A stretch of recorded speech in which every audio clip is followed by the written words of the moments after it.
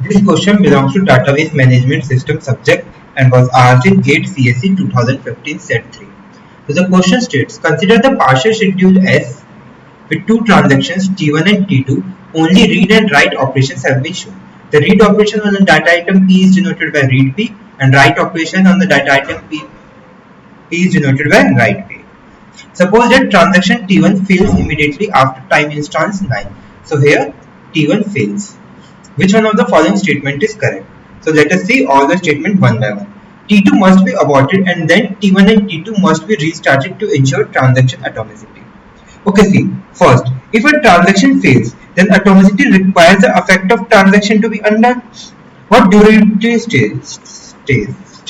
So durability states that if a transaction commits, like this transaction has committed, then its change cannot be undone without running any other compensating transaction.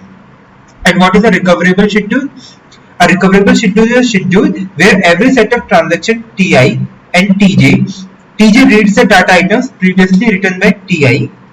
Then the commit operation of Ti must precede the commit operation of Tj. So if you have Ti and Tj, then if Tj reads a data item which was written by Ti, which means there was a dirty read, then Tj must commit after the commit of Ti.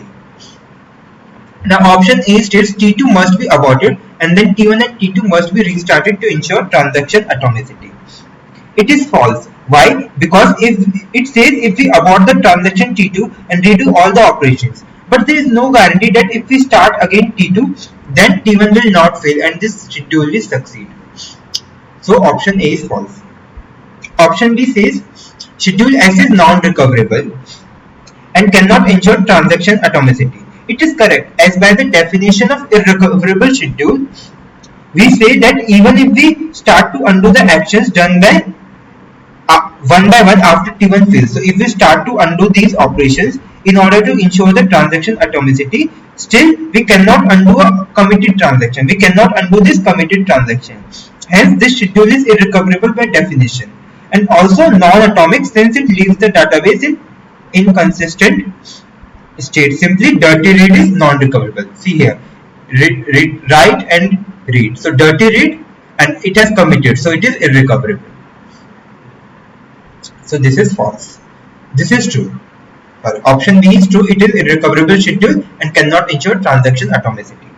Option C is only T2 must be aborted and then restarted to ensure transaction atomicity. Okay, it is incorrect because it says if we abort only transaction T2 and redo all the operations written by T2, if we abort T2 and redo all the operations, but there is a dirty read problem as reading the data item A which is written by T1 and T1 is not committed. See, T1 hasn't committed yet and we are reading A which was written by A. So it is a dirty read problem. Again, if there will be a dirty read problem, we start again T2. So this is false. Now let us see option D. Option D states schedule S is recoverable and can ensure transaction atomicity and nothing else need to be done. It is incorrect as it is clearly saying that schedule S is recoverable, but it is an irrecoverable schedule as we have already proved in the part B. Because T2 reads the data item A which was written by T1 and T1 failed and rollback and the rollback of T1 start to undo all the operations modified the value of A with previous value, but T2 is already committed. See, if we roll back, then we will undo all the operations of this, right? But T2 has already committed. So T2 can't change the read value of A, which was earlier taken from T1.